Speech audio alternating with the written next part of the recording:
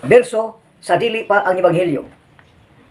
Pag matinumanon hangtod sa kamatayon kamong tanan nag-ingon ang Ginoo ug ihatag ko kaninyo ang korona sa kinabuhi. Aleluya. Ang pagbasa gikan sa Santos kay Ebanghelyo sumala ni San Lucas. Himayaon ikaw o Ginoo. Dihay pipila kanila nga nagiskot bahin sa templo kung unsa kini katahom tanawon nga gidadayan sa manindot nga mga bato o sa mga gasa nga gihalad ngadto sa Dios. Unya mingon si Jesus, kining tanan nakita ninyo apan moabot ang panahon nga walay bisan usa ka bato nga mabilin o may butang nini ang tanan tumpagon gayon.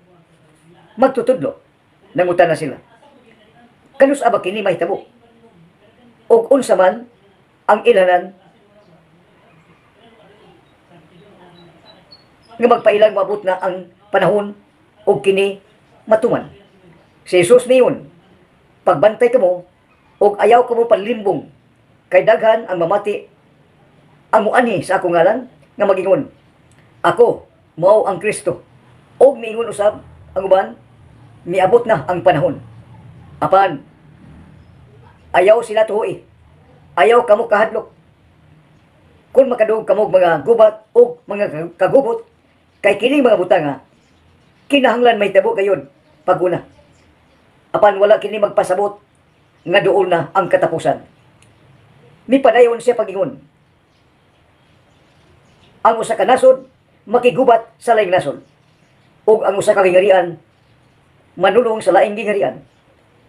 Mahitabuon niya ang makililisan ng mga linog, gutom, kamatay sa tanang dapit. Ingon man ang makahadlok nga mga butang ug daghang ilanan gikan sa langit. Ang ebanghelyo sa Ginoo. Daygon ikaw o Kristo.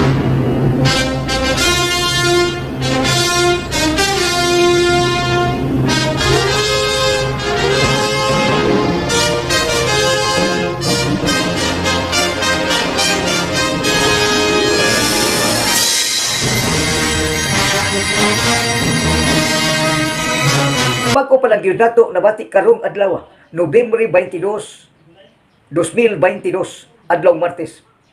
Kapistahan karon ni Santa Cecilia, ang gitawag og patrona sa tanang mga musika. May muawit, may kanta, o siya ang ginganan karong patrona sa mga musika, si Santa Cecilia. Nobyembre 22, 2022, adlaw Martes. Ang tanan gipahinumduman nga ikaw mangandam sa tanang higayon. Mangandam, mag-andam, ang tanang tao mag-andam, gikan sa bata ngadto sa tigulang, babae ka maglalaki, mag-andam sa tanang higayon. Mao ni ang pahinumdum sa Ginoo. Sa unang pagbasa, sa mga tao nga mutug-an, musulti sa tinuod, ug usan ini ang mga nahimong santos, ang nahimong santos nakasuod sa langit, ug nakita niya ang Ginoo nga naglingkod sa panganod, ug nagbutang, ug gibutangan og tulong nga bulawan, naglingkod sa lingkuranan, unya nagdag mahait nga galab gab. Samtang nagdi ko nakita kini, in fairness sa ubang mga tao, sa ubang nakita kini. Ang Ginoo nakigsulti, nagkupot siya og hait nga galab gab. Ug unya migawas ang anghel gikan sa templo. Ug adunay anghel nga misinggit nga gamita kaning imong gab. Ug gigamit sa lamang makagagahom ang iyang gab. Iya gi abis ang uban nagpabilin ug ang mutiwas ang mga anghel nga gikan sa templo, migawas ang mga anghel ug ang anghel nga nagdag mahait nga gab gipamutol hait, gipamutol ang mga ubas, ang uban ba gipamutol unya sa mahait nga gab, unya pagkahuman gilabay sa gitawag imperno. Nganong nagisgot langit imperno, mao kini ang gitawag og taliabot. Muabot gayon ang panahon. Gibalik-balik pa na sa Santos nga misa kada adlaw matag higayon sa tibok nga kalibutan. Kung in English dito, hinapon, kinasila, ininsik sa atong kaugalingon na tanan ang Pilipinas. Sa Pilipinas doon in English, Tagalog, dili sa Bisaya, Visayas o Mindanao, Bisaya gyud. nga masabtan sa tanan.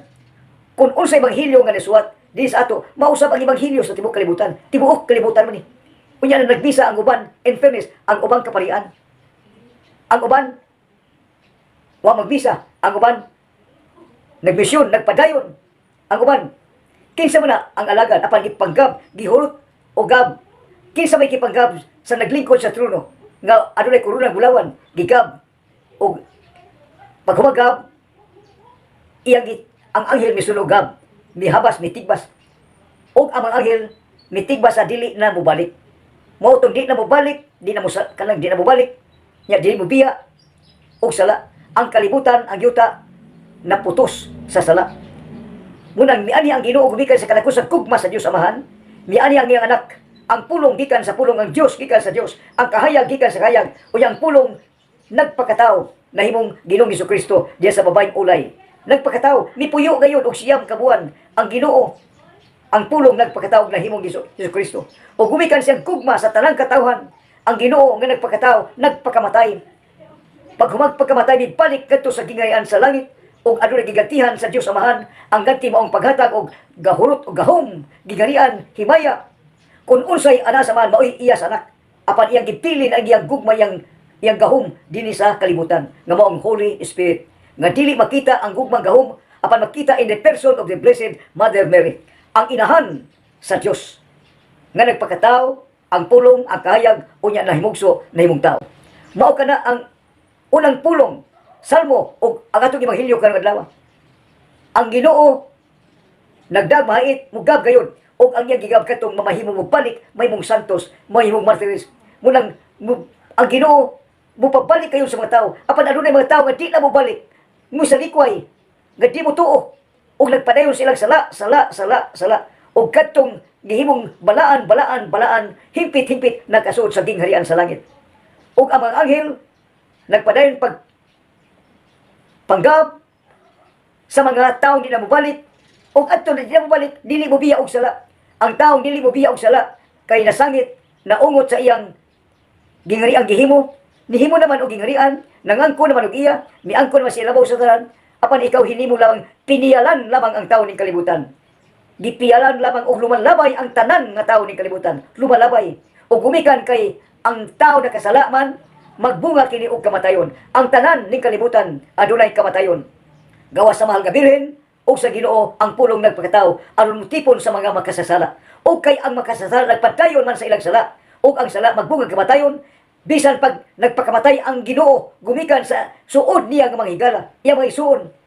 Nagpadayon ang matao sa ilang gitawag og sala. Nagpadayon og mibalik ang Ginoo sa gingharian, milingkod sa tuo samahan og gihatagan og ganti ang anak. Gahom, gigarian, himaya ang tanan gayon, manluhod ang tanan sa langit o sa yuta, sa tubig ug dagat, ang tao, muluhod gayon siya anak. Kaya ang kun unsay ang amahan sa amahan, mausap ang iya sa anak. Og ang migab, nangulos pagab, nagdagmay, mao ang Ginoo, og nagdag mga anghel, nga may mahulot, o gab, sa mga tao di na mobalik, misalikway, di na mutuo, o di na magtuman sa kabubuton sa Ginoo. Lapaw sa tanan.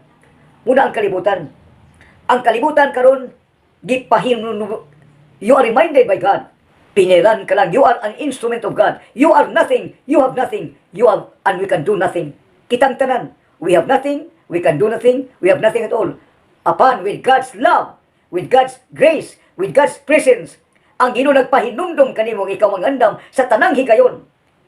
Kay ang Salmo responsorio, muabot ang Ginoo nga maghukom sa yuta. Taong lumalabay, hukman ka. Kung unsay imo gibuhat, kung unsay imo gibuhat karon sa pagkakaron, nakita sa Ginoo, nabati sa Ginoo. Munang ikaw mag-usab, magpag-o, mubiya og sala. Samtang may kinabuhi pa, muli ang panawagan, muli ang katungdanan sa mga birhen, the rule of the Blessed Virgin Mother Mary.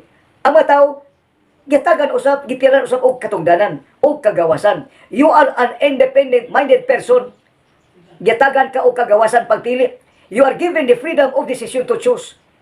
Nga mapili ka gyud. Why makalahos kadto sa Dios Amahan kun dili mo agi gayud sa Dios nga anak. Observe protocol.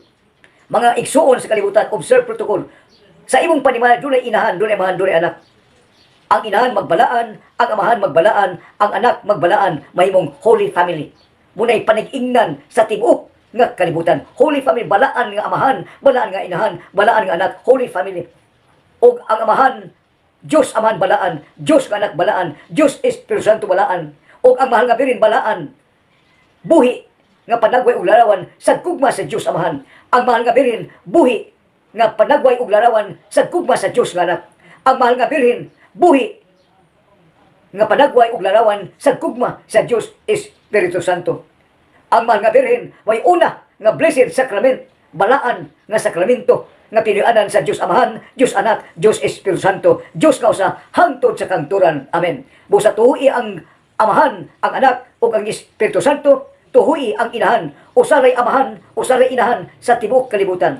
Daghan ang mga anak sa silong sa langit, gitawag kalibutan, daghan ang mga anak, busa ikaw anak pangandam, pag-andam sa tanang panahon, mao kini ang pahinumdum sa labaw sa tanan sa Ginoo nga ikaw gipahinumduman. You are reminded to prepare yourself sa tanang panahon, sa tanang higayon, kay Ginoo na sa tanang panahon, na sa tanang higayon. Ang Ginoo labaw sa tanan, nagpahinumdum lamang ang Ginoo. Nga ikaw tao mangandam sa tanang panahon, sa tanang higayon, mao kanang ebanghelyo karong adlaw, pagpangandam. Muna ang tanang tao mangandam kay ang ebanghelyo karong adlaw misulti ang Ginoo nga ikaw mangandam. Busa ang imong pagtanaw nindot matahom apan moabot ang panahon pinagi sa Salmo responsyo, moabot ang panahon nga Ginoo maghukom sa yuta. Kinsa man nagpuyo sa yuta? Kalibutan ang yuta, dagat, tubig yuta, o ang nagpuyo sa yuta maong tao. Busa ikaw tao mangandam sa tanang panahon, sa tanang higayon, mao'y sulti sa pulong, ang pulong Dios, ang pulong uban sa Dios, ang pulong nimong tao hangtod sa kahangturan ni puyo og tao ang Ginoo. Busa ikaw mangandam, magmalikon, magtuman, o maghimpit, magbalaan. May mong mature person. Only mature person can decide. Immature person cannot decide. Only mature people can decide. Nga siya magtuman, maglikon siya pagtuo, magtuman sa sugo sa Ginoo nga maong to love one another. Paghigugmaay ang matag usa, pagdinawatay, paghigugmaay, pagkaluyanay, o pagpasayloay ang matag usa kaniyo. Ang tanan ipilin ang pagdinautay. Ang pagkinukmanay ipilin kay bunga kana sa sala. Hikalimti biya ang sala, biya ang sala ug balik sa paglaom, balik sa pagtuo, balik sa pagtuman. Kay ang pagtuman mao paglikon sa pagtuo, ang pagbalik sa Ginoo, ang tubulan sa tanan. Amen. Himaya sa Amahan ug sa Anak ug sa Espiritu Santo mayun sa sinugdan, karon ug sa gihapon hangtod sa kangturan. Amen. Sa ngalan sa Amahan ug sa Anak ug sa Espiritu Santo. Amen. Daghang salamat sa inyong pagtanaw ug daghang salamat sa inyong pagpaminaw. Amen.